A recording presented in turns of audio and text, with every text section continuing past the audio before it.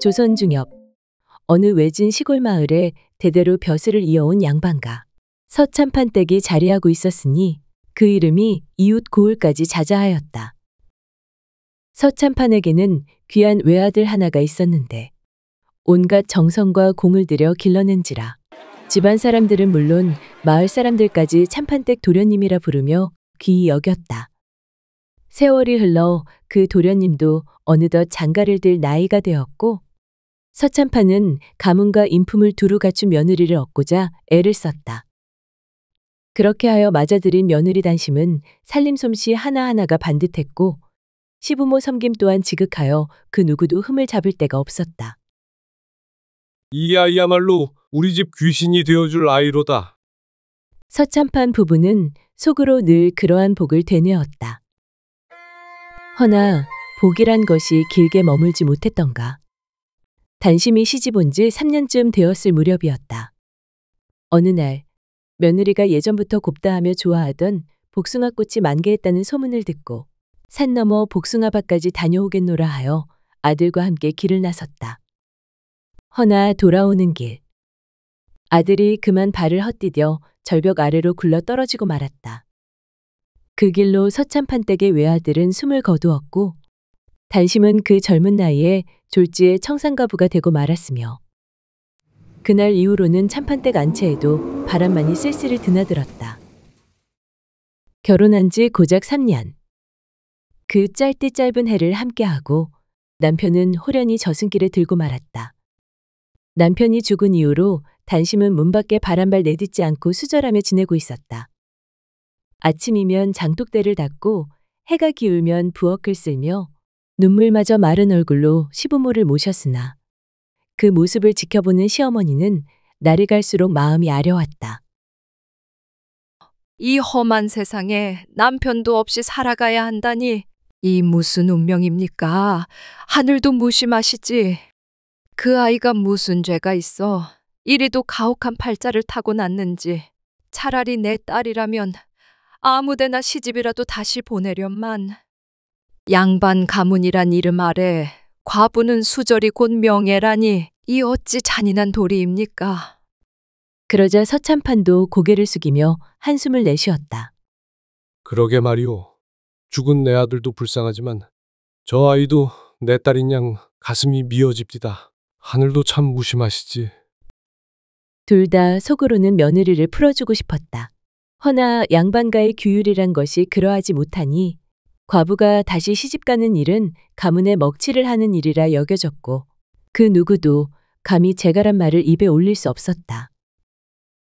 그리하여 단심은 그 젊은 나이에 안채 깊숙이 박힌 채 세월을 잊은 듯 수절하며 살아갔다. 항상 시부모의 마음 한켠에는 근심이 자리하고 있었다. 저 며느리가 과연 우리 집에 평생토록 머물러 줄 것인가? 정녕 우리 집 귀신이 되어줄 사람인가? 그런 걱정이 날이 갈수록 깊어만 갔다. 그래서 서참판은 밤만 되면 며느리가 기거하는 방을 한 번씩 조심스레 들여다보곤 하였다. 그러던 어느 날 밤, 안채의 등잔불이 유독 환하게 새어나오는 것이 이상하여 슬그머니 발을 옮겨 들여다보았더니 그 광경에 입을 다물 수 없었다. 세상에, 이게 무슨 일이란 말인가? 나 참 기가 막혀서 며느리 단심은 베개를 세워두고 그 위에 생전 남편이 즐겨 입던 도포를 곱게 씌워 갖가지 씌운 채로 마치 사람이 누워있는 듯 감싸 안고 있었다. 품에 끌어안고 또 한참을 울며 쓰다듬고 결국 그 허수아비 같은 것을 안고 누워 잠이 드는 것이었다. 그 광경을 몰래 지켜본 서참판은 아차하며 발걸음을 멈추었다. 새아기가 오죽하면 저리도 허수아비를 만들어 놓고 품고 자겠는가. 얼마나 그리움이 사무치고 외로웠으면 저러겠는가. 그 생각에 이르니 서참판은 갑자기 밥맛도 없어지고 심장깨가 쓰리고 머리가 멍해지는 것이었다.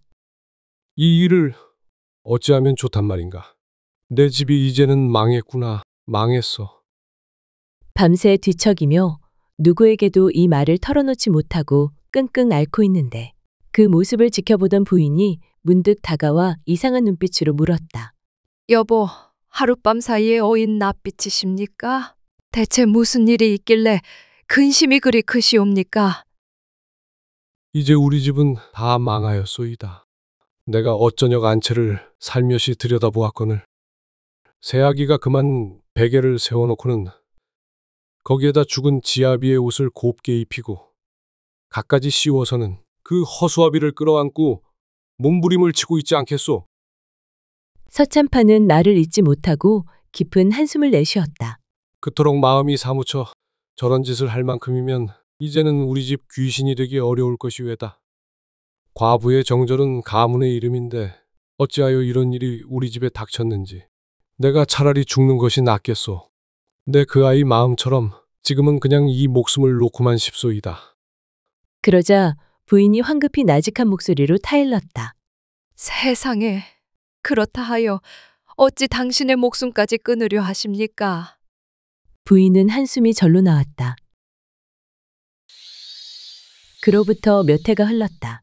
세월이 아무리 흘러도 단심은 여전히 안채에 머물며 새벽이면 일어나 마당을 쓸고 해지면 시부모 상을 차리는 일을 하루도 거른 적이 없었다. 허나 어느 날부터인가 이상한 낌새가 느껴졌다. 단심이 장에 다녀오는 날이면 꼭 돌아오는 시간이 늦어지는 것이었다. 며느라기가 요즘 장만 갔다 오면 꼭 한참을 늦더이다. 시어머니가 조심스레 말을 꺼내자 서참판도 눈썹을 찌푸렸다. 그래, 그게 벌써 며칠째요? 거의 열흘이 넘었지요. 꼭 점심 훌쩍 넘어야 들어온다니까요. 그날 밤 서참판은 생각 끝에 결심을 하였다. 도대체 무엇을 하는 것인지 내 눈으로 직접 확인해 봐야겠군.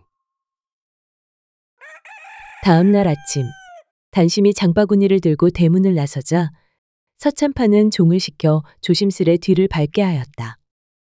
종이 눈치를 살피며 뒤를 따르기를 한참.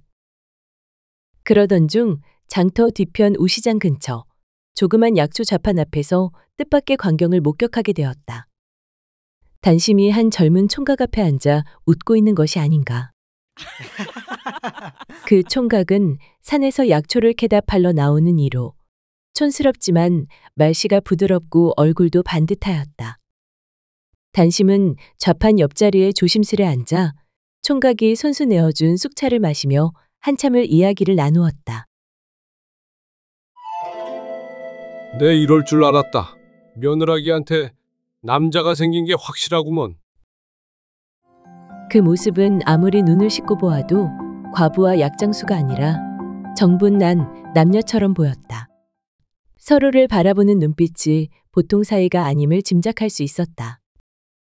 단심의 눈엔 애틋함이 가득했고 약초를 파는 총각의 눈엔 놓치면 다시는 못 만날 사람을 대하듯 간절함이 서려 있었다.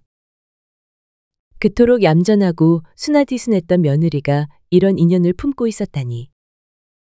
서참파는 그 자리에서 하마터면 소리라도 지를 뻔하였으나 간신히 화를 눌러 참고는 종을 불러 조용히 되돌아왔다. 그날 밤 부인과 마주 앉아 곤혹스러운 얼굴로 말을 꺼냈다. 큰일이요.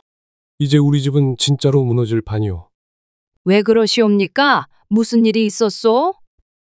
서참파는 오늘 본 일을 조심스레 이야기하였다. 며느라기가 장에 가서 약초 파는 총각과 정분이 난 모양이요. 단지 하는 말이 아니라 눈빛이며 손짓이며 그게 그냥 대수롭지 않게 넘길 일이 아니도이다. 부인의 얼굴에도 그제야 근심이 번졌다. 그래서 며느리가 장에만 갔다 하면 늘 늦더라니. 남정네가 있었던 것이로군요. 허면 이제는 더는 숨길 수도 없겠네요. 이 일을 어찌하면 좋소, 여보. 소문이라도 퍼지면 우리 가문 채통이 말이 아닐 텐데 양반 때 과부가 장터 총각과 정분이 났다 하면 그야말로 온 고을 사람들의 입방아에 오르내릴 것입니다. 서참파는 방안을 몇 바퀴 돌며 곰곰이 생각하였다. 이대로 두다가는 며느라기가 총각과 도망이라도 가버릴 것이고 우린 사람들 앞에서 머리를 들고 살 수 없을 것이요. 이 일을 어찌하면 좋겠소? 무언가 좋은 생각이 떠오른 듯 부인이 입을 열었다. 좋은 방책이 하나 있사온데 한번 해보시는 것이 어떻겠사옵니까? 그 방책이란 것이 대체 무엇이요? 부인이 이윽고 고개를 숙이며 말을 이었다. 이제 그 아이가 우리 집 귀신이 되기는 글렀으니 차라리 총각과 함께 저 먼 골로 도망쳐 살아가도록 해주는 것이 좋겠사옵니다. 그 대신 우린 헛장을 치는 것이지요. 헛장을 말이요? 그렇사옵니다.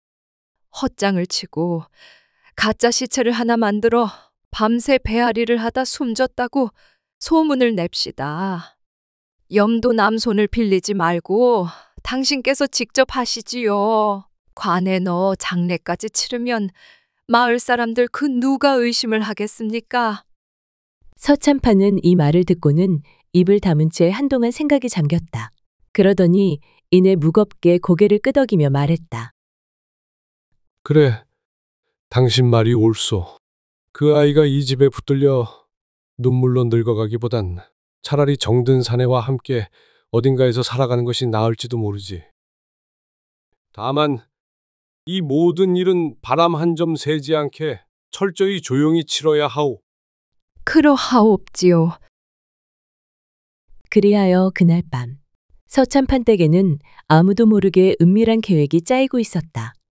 다음 날 아침 며느리는 어김없이 장에 다녀오겠다며 단정히 머리를 틀어올리고 대문을 나섰다. 서참판은 뒤따라 조용히 발을 옮기며 며느리의 뒤를 쫓았다.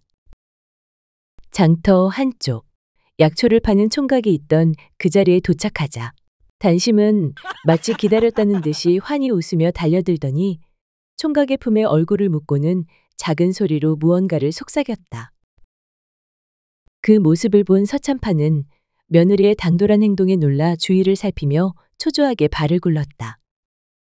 아니, 누가 보기라도 하면 어쩌려고 저런단 말인가? 속으로 곱씹는 사이 이내 결심한 듯 두 걸음 앞으로 다가갔다. 단심아, 아버님, 여기를 어떻게... 소리에 놀란 단심은 화들짝 고개를 들었다. 그 자리에서 그만 낮아빠질 뻔한 것을 가까스로 붙잡고는 얼굴이 하얗게 질려 눈을 동그랗게 떴다. 아버님, 죽을 죄를 지었습니다. 서참판은 조용히 단호한 음성으로 말했다. 며느라, 지금은 말할 때가 아니다. 누가 보기 전에 이 총각과 함께 어서 집으로 들어오너라. 할 말이 많으니라. 총각도 놀란 기색이 역력했지만 서참판의 눈빛이 하도 날카로워 감히 묻지도 따지지도 못하고 단심과 함께 고개를 숙인 채 서참판을 뒤따랐다. 세 사람은 말없이 집으로 돌아왔다. 햇살은 따사롭건만 마루 위 공기는 마치 서리발처럼 차가웠다. 서참판은 천천히 마루에 앉으며 무거운 한숨을 내쉬고는 단심과 총각을 바라보았다. 두 사람, 언제부터 일이 정을 나누었는지는 묻지 않겠네. 다만 오늘 내가 본 그 광경을 보고도 못 본 채 외면하고 돌아설 수는 없었소. 단심은 고개를 떨군 채 눈물을 훔쳤고 총각은 날없이 두 손을 가지런히 모았다. 우리 집은 대대로 수저를 가풍으로 삼아왔지. 헌데 단심이 너의 속정을 보니 내 이제 너를 붙잡아두는 것이 옳지 않다는 생각이 드는구나. 단심이 고개를 번쩍 들었다. 아버님, 저는 그런 뜻이 아니옵니다. 그저 마음이 외로워 잠시 저도 모르게 마음이 동했나 봅니다. 다시는 이분을 만나지 않겠습니다. 그러니 제발 노여움 푸시옵소서. 서참판이 고개를 저으며 말을 이었다. 그 마음 내가 모르겠느냐. 네 나이에 남편 잃고 우리 집 귀신으로 평생 살아야 한다니 마음이 얼마나 무거웠겠느냐. 이제는 내가 정든 이 총각과 함께 새 삶을 살아가는 것이 하늘의 뜻일지도 모르지. 단심은 눈물을 왈칵 쏟아내었고 총각은 그제야 눈을 들어 서참판을 똑바로 바라보았다. 나으리, 죄송하옵니다. 소희는 그저 저 여인이 가여워 마음이 움직였을 뿐이옵니다. 그리 긴 세월 속을 다 버려가며 수절하시던 모습을 볼 때마다 어찌 그리 가슴이 저리던지 나으리께서 허락만 해주신다면 소희는 이분을 끝까지 지키며 살겠습니다. 비록 집안도 변변치 못하고 가진 것 하나 없사오나 두고두고 후회 없는 삶을 살게 해드리겠사옵니다. 목숨 걸고 잘 모시겠습니다. 허나 이 일이 세상에 드러나면 우리 집안은 수치를 면치 못할 것이고 너희 또한 천한 죄인 취급을 받을 게다. 그러니 계획을 세워야겠다. 계획이요? 그래, 우리는 네가 병들어 죽은 것으로 위장할 것이다. 밤새 배앓이로 숨을 거뒀다고 소문을 내고 내 손으로 직접 염을 관을 만들어 장사를 치르겠다. 그러니 그날 밤 너희 둘은 어둠을 틈타 이 고을을 떠나거라. 단심과 총각은 숨을 죽인 채 서로의 눈을 바라보았다. 단심이야, 비록 내 며느리로 들어왔으나 내게는 딸 같은 아이요. 마음이 유하고도 여려 눈물도 많다만 심성이 참 고운 아이이니 자네가 부디 우리 며느라기를 품어주게. 아무쪼록 내가 건넨 돈으로 약초방 하나는 차릴 수 있을 것이니 너는 단심이 고생 않게 해주게. 부디 우리 며느라기를 잘 부탁하네. 이것이 내 너를 향한 마지막 정인이라. 그날 밤부터 서참파는 이 집 저 집 돌아다니며 며느리가 중병을 앓는다며 약방문을 구해댔다. 밤이면 뜬 눈으로 지새우며 낮이면 의원을 부르고 부적을 붙이며 동네를 들쑤셨다. 며칠을 그렇게 소란을 피우니 동네 사람들은 모두 입을 모아 단심이 나흘을 넘기기 어렵다더라. 수군대기 시작하였다. 며칠이 흐르고 드디어 며느리가 눈을 감았다는 소문이 돌자 서참파는 마을 어른들을 불러 장례를 치르겠노라 야단을 떨었다. 사람들이 모여든 날 방 한켠에 놓인 염습상 위에 흰 보자기로 덮인 가짜 시신이 놓였다. 모양만 갖춘 헛장이었으나 아무도 눈치채지 못하였다. 그때 서참판이 단호히 일갈하였다. 이 불쌍한 계집은 내가 손수 보내야 하오. 염은 다른 이들 손에 맡길 수 없으니 누구도 가까이 들지 마시오. 그리하여 서참판 내외는 방 안으로 들어가 몰래 만들어둔 허수아비 같은 가짜 시신에 흰 수의를 입히고는 관 속에 조심스레 눕혔다. 장례는 조촐하나 흐트러짐 없이 마무리되었고 며느리의 친정에서도 죽은 것이 차라리 다행이다 하며 별탈 없이 넘어갔다. 세월이 흘러 며느리가 떠난 지도 어느덧 3년. 서참파는 서울에 올라갈 일이 있어 객지기를 나섰다. 날이 어둑해지자 도중 한 기와집에 유숙하게 되었는데 저녁상을 받고 밥을 입에 넣는 순간 문득 놀라 두 눈이 휘둥그레졌다. 아니, 이 국물 맛은 우리 며느라기가 해주던 그 맛인데. 서참파는 숟가락을 내려놓고 말없이 마당을 거닐었다. 저녁 노을이 지고 서늘한 바람이 옷깃을 스쳤다. 그때 담장 너머 어디선가 다듬이질 소리가 들려왔다. 소리에 이끌려 조심스레 고개를 들이밀자 마루 끝에 앉아 조용히 다듬이질을 하고 있는 여인이 눈에 들어왔다. 그 옆에는 한 사내 아이, 2살 되어 보이는 어린아이가 그녀 곁에 찰싹 붙어 앉아 놀고 있었다. 여인은 머리에 쪽을 단정히 틀고 소복을 입었으며 얼굴엔 해맑은 웃음이 서려 있었다. 그 모습, 그 손짓, 그 미소까지도 분명히 며느리 단심이었다. 깜짝 놀란 서참파는 숨소리조차 죽인 채 뒷걸음질 쳤다. 그리곤 날없이 그 집을 빠져나왔다. 입안에 머물던 따뜻한 국물의 맛은 어느새 사라졌고 죽은 아들의 얼굴이 아른거리며 가슴 속에서 일렁였다. 그는 길가의 집단 무더기 앞에 주저앉아 긴 집 한 줄기를 뽑아 목 깊숙이 밀어넣고는 그날 저녁 먹은 것을 모조리 개원했다. 내 자식은 저승에 있어 살아서는 다시는 볼 수 없건만 너는 잘 살고 있구나. 그래, 단심아, 산 사람은 살아야 되지 않겠냐. 너만은 부디 내 아들 목까지 오래오래 잘 살아다오. 가슴속에서 허망함이 일렁이며 터져나왔다. 슬픔인지 안도인지 모를 감정이 엉켜 목울대를 꾹꾹 눌러댔다. 그러나 서참파는 눈물 한 방울 흘리지 않았다. 그저 말없이 먼 길을 걸어 발끝이 닿는 대로 서울을 향해 떠났다.